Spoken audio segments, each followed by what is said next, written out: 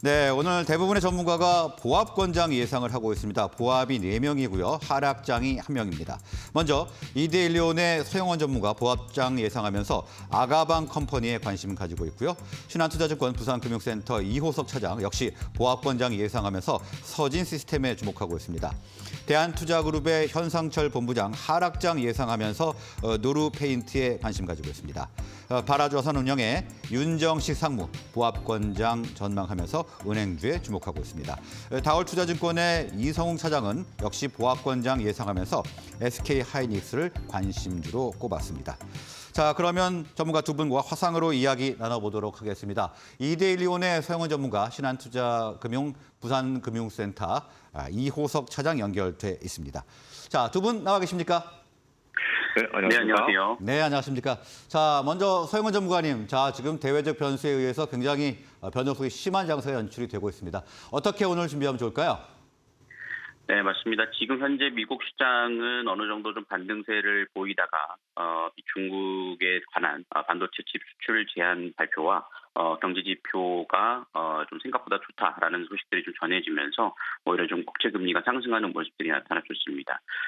이러한 모습들에 있어서는 뭐 일시적으로 좀 쉬어가는 흐름이라고 좀 보시는 게 맞지 않을까라는 생각을 하는데요. 일단은 소매 판매가 전월 대비 0.1% 둔화된 0.7%로 발표는 됐습니다만 예상했던 0.3%보다 개선됐다라는 소식들이 좀 전해졌습니다. 그만큼 미국의 경제는 생각보다 좀 견조하다라는 부분이 좀 부각이 되면서 다시 한번 또 금리 인상 가능성에 대한 우려감이 좀 부각되는 모습이라고 좀 볼 수 있겠습니다만 일단 낙폭을 좀 줄여나갔다는 점을 감안해 본다라면 사실상 뭐 시장에서 뭐 크게 흔들렸다라기보다는 일단은 단기 반등에 따른 좀 쉬어가는 흐름들이 이어진 것이 아닌가라고 생각을 합니다. 특히나 이제 조 바이든 대통령이 이스라엘을 이제 방문을 앞두고 있기 때문에 이러한 결과에 따라서 좀 방향성이 좀 결정되지 않을까라는 생각들을 좀 갖게 되는 부분이고요. 한국 증시 같은 경우 역시 비슷한 흐름들이 예상은 되고는 있습니다만 일단은 전일 외국인들이 반도체를 중심으로 해서 매수세로 17거래일 만에 돌아섰습니다. 이런 점들이 연속성을 좀 보인다면 뭐 조정폭은 크지 않을 것으로 예상이 되고 있습니다만 외국인들의 수급들이 좀 지속적으로 좀 유지가 되는지에 대한 여부들을 우리가 좀 체크를 해나가 보실 필요가 있겠고요. 혼조세 과정 중에서 일단은 중국의 3분기 GDP와 소매 판매도 역시 좀 발표가 됩니다. 10시 반 이후에 시장의 좀 방향성이 좀 잡혀갈 것으로 예상이 되는 부분이니까요. 장 초반에는 좀 관망세로 좀 유지하시다가 외국인 수급과 중국의 경제 지표를 좀 확인하시면서 대응 전략을 세워나가시는 전략이 좋다라고 말씀을 드리겠습니다. 간밤 뉴욕 증시는 조정을 받았다기보다는 일단 쉬어가는 흐름을 보였다 분석을 해주셨고요. 17거래일 만에 들어온 외국인의 매수세가 지속되는지 여부를 체크해보자 이렇게 말씀을 주셨습니다. 자, 다음은 이호석 사장님. 자, 오늘 어떤 전략 준비를 하면 좋을까요? 네, 우선 이제 시장 자체가 반도체에 좀 좌우되는 시장이다가 핵심인 것 같습니다.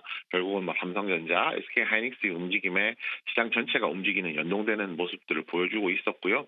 결국 이제 미국 시장을 조금 살펴보면 어제 같은 경우에 뭐 기대감도 앞에 전문가의 정리 잘 해주셔서 기대나 우려 속에서 혼조세로 마감되었다는 점. 그 중에서도 엔비디아 같은 경우에는 약 4.7% 정도 하락을 했는데 뭐 반도체 및 뭐 반도체 장비 수출 규제 강화에 있어서 해당되는 포함되는 부분이 있다는 점, 이런 부분들이 우려감으로 조금 나오게 되거든요. 아무래도 국내 증시가 반도체에 좌우되는 시장이다 보니까 이 부분을 국내 증시에서 어떻게 반영하느냐가 조금 중요한 포인트가 될 것 같습니다. 지금 시점에서는 영향이 조금 적다라고 판단을 하지만 이런 내용들 어떻게 받아들이는지 한번 주목해볼 필요가 있고요. 그리고 어제 개별적인 테마로 친다면 핵융합 에너지라든지 최근에 지금도 지속해서 언급되고 있는 전쟁 관련주 이런 내용들이 있겠죠. 개별 테마들 같은 경우에는 그 변동성이 발생을 하기 때문에 그에 따라서 단기적으로 매매에 활용할 필요가 있다라고 생각을 하고 있고요. 미국 시장도 마찬가지겠지만은 결국에는 실적이 개선되는 기업들이 주목해볼 시점이 되었다라고 생각을 하고 있습니다. 실적이 개선되거나 앞으로 더 나아진 실적을 보일 수 있는 기업들 위주로 시각을 조금 더 범위를 넓혀보는 것도 괜찮은 전략이라고 생각합니다. 네, 간밤 뉴욕 증시에서 엔비디아가 하락한 영향을 주목해보자 말씀을 주셨고요. 실적주 주목할 필요가 있다 이렇게 분석을 해주셨습니다. 자, 다음 관심 종목 알아보도록 하겠습니다. 먼저 서영원 전문가님. 네, 오늘 제가 관심 있게 보고 있는 종목은 아가방 컴퍼니라는 개별주를 좀 보고 있는데요. 유아 의료와 용품을 판매하는 기업으로서 잘 알려져 있는 기업이라고 볼 수 있겠습니다.